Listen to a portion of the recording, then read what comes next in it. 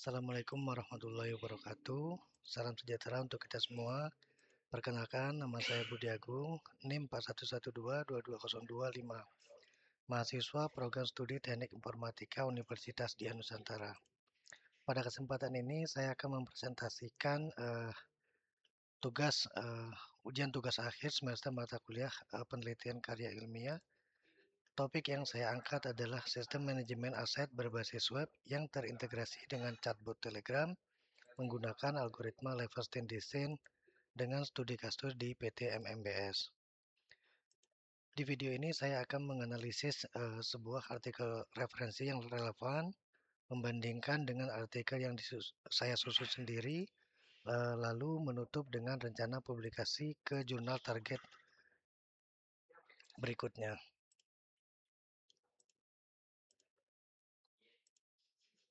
Nah, sebelum masuk ke pembahasan, saya akan memberikan gambaran besar alur presentasi ini. Yang saya susun mengikuti proposal poin penelitian. 5 poin pertama berfokus pada analisis artikel, mulai dari struktur, isi kualitas, perbandingan dengan artikel saya. Adapun kelebihan dan kekurangannya sampai usulan perbaikan. 5 poin berikutnya membahas rencana publikasi, yaitu penentuan jurnal target, kemudian ruang lingkupnya, gaya sitasi, biaya publikasi, dan yang terakhir yaitu ketentuan batas similarity. Jadi semuanya akan saya bahas berurutan supaya mudah diikuti. Kemudian supaya konteksnya jelas, saya akan menjelaskan dulu penelitian saya. Intinya saya menggabungkan 3 komponen menjadi satu sistem untuk di PT MMBS ini. Nah, jadi yang pertama yaitu sistem manajemen aset berbasis web yang terpusat. Kemudian selama ini pencatatan aset di perusahaan masih menggunakan Microsoft Excel di setiap cabangnya.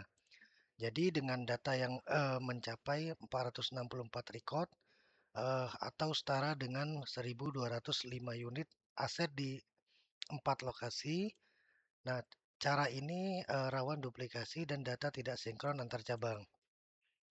Yang kedua yaitu chatbot Telegram sebagai kanal akses cepat. Jadi karyawan tidak mencari informasi aset langsung dari Telegram tanpa harus membuka aplikasi utama atau menghubungi admin pusat. Jadi yang ketiga yaitu inilah inti algoritmanya, yaitu algoritma Leverstein Design dengan fungsi utamanya yaitu mengoreksi kesalahan ketik pada kata kunci pencarian. Misalnya pengguna mengetikkan laptop, kemudian sistem tetap bisa menemukan yakni laptop yang dicari. Jadi typo tidak lagi membuat pencarian gagal. Nah, dalam presentasi ini saya ada 2 artikel yang saya bandingkan.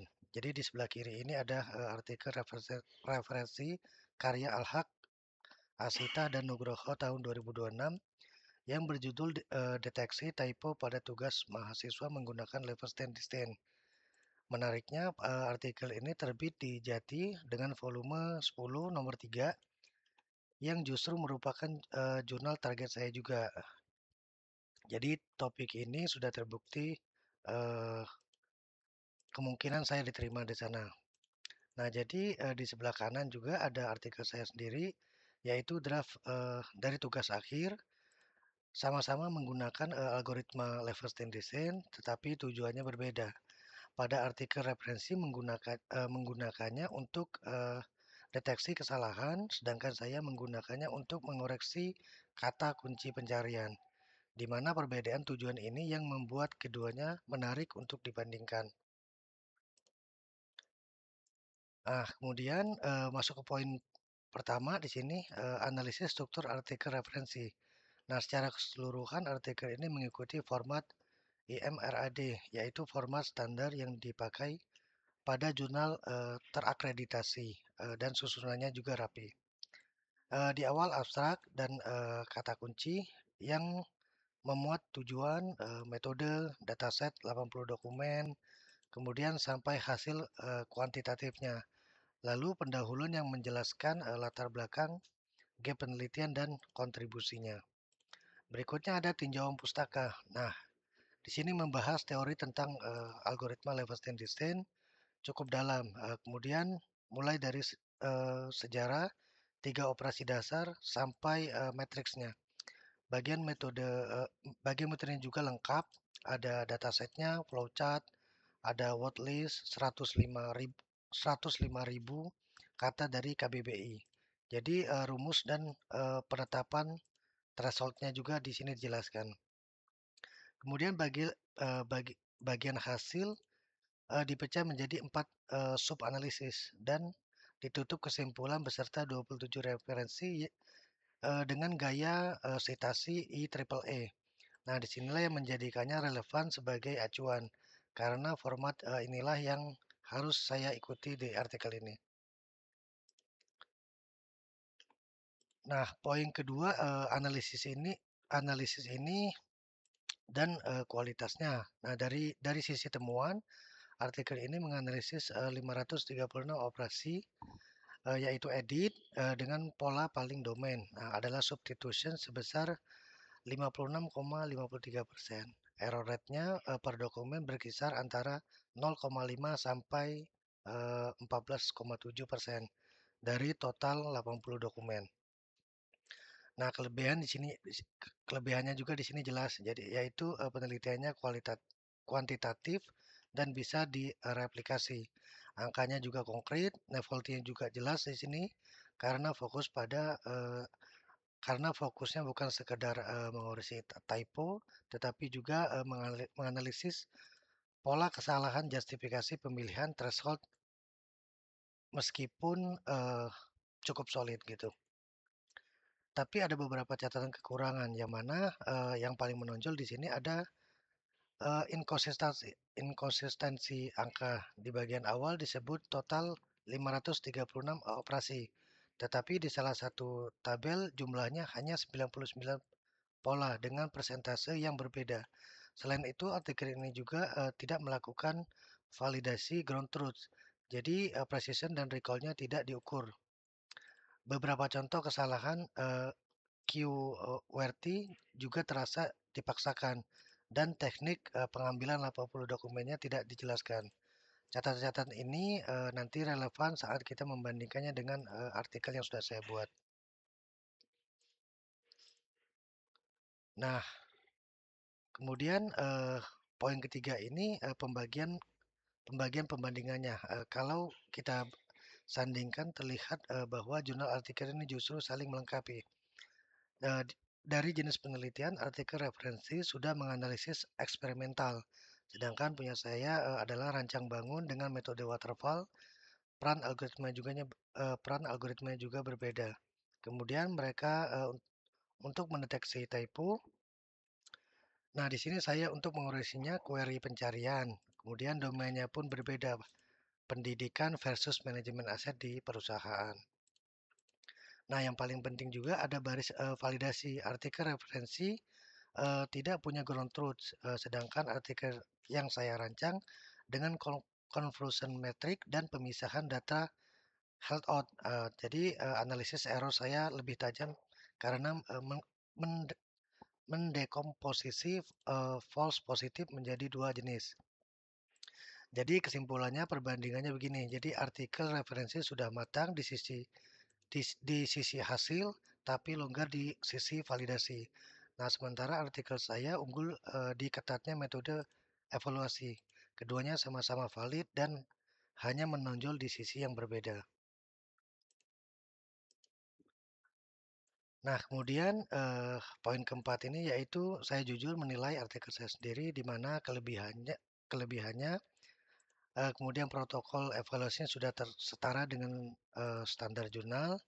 Kemudian juga ada pemisahan data tunning dan held out-nya. Kemudian ada cross validation, ada data conversion metric. Saya juga mendekomposisi false positif menjadi miscorrection dan false accept sehingga hasil kesalahannya lebih detail. Kemudian gap penelitian juga jelas dan formatnya sudah siap dengan style IEEE. Nah, untuk kekurangannya juga, saya sampaikan apa adanya, bagian hasil pembahasan ini, masih dalam proses pengerjaan dan hasil lengkapnya akan saya sajikan pada tahap, selanjutnya. Konsekuensinya target, akurasi 85% dan F1 score 0,5 saat ini masih berupa target, belum, belum bisa dikatakan sebagai temuan.